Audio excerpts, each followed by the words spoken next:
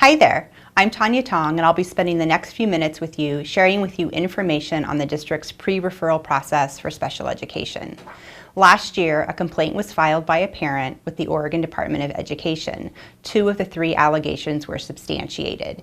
As a result of these findings, the Department of Education ordered corrective action training. This is a required training for all licensed staff who may be part of the pre-referral or school-level team process. A sign-in sheet will be passed around to you. Please write your name and sign to indicate that you are present and you have received this information. If you are the school-level team or SLT coordinator or resource teacher in your building, you will need to attend session 2 of this training, which will be more focused on technical matters and will be held on Tuesday, September 1st. Please check the district in-service calendar for details. And because this is a corrective action training, I am required to read all of the slides to you. Here we go. This is the pre-referral process for special education training. This is a Medford School District corrective action training and has been conducted at all Welcome Back staff meetings in September 2015. Session 1, Child Find Requirements. School districts must identify, locate, and evaluate all children with disabilities for whom they are responsible, regardless of the severity of the disability, who are in need of special education services. This includes children who are highly mobile, such as migrant and homeless children, wards of the state, suspected of having a disability even though they may advance from grade to grade, homeschooled, attending private, either religious or secular schools located within the boundaries of the school district, attending a district charter school, or students ages 18 to 21 who have not graduated from high school with a regular diploma and have not completed the school year in which they reach age 21.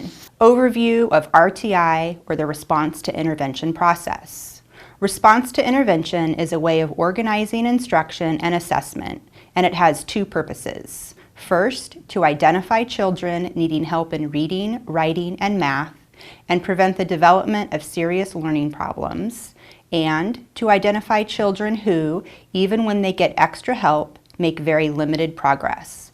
Research has shown that these children sometimes have learning disabilities. For intensive interventions, research-based materials and instruction are used with students whose progress places them at risk for not meeting instructional goals and whose deficiencies are so unique as to require individualized instructional approaches. Frequent progress monitoring is conducted, and interventions are either continued, revised, or changed, depending on whether the student is making expected progress. Decision rules are followed, and when a student is not making expected progress, the school-level team should make a referral for consideration of a special education evaluation. This is the Response to Intervention flowchart. It details different decision points. Basically, there may be a concern about how a student is performing in school. Schools review the data. They make sure to contact the parents to make them aware of a concern. At that point, the school-level team makes a decision about whether to start interventions or refer for a special education evaluation. If completing interventions, the interventions can be changed or altered if a student is not responding as expected. If after 2 interventions the student is still not responding, a referral for special education evaluation will be made. The rest of the slides will explain this in further detail. Child find and response to intervention. School districts have an obligation to ensure that evaluations of children suspected of having a disability are not delayed or denied because of implementation of a response to intervention strategy. The child find obligation is triggered when a teacher or school suspects or has reason to suspect a student has a disability that has an adverse impact on the student's educational performance and may need special education services as a result of the disability. When using response to intervention, a school district must notify the parent that they may request an evaluation for special education at any time during the response to intervention process. Parent request for a special education evaluation. The school is required to consider and respond to parent requests for an evaluation. The parent needs to be directed to contact the classroom teacher.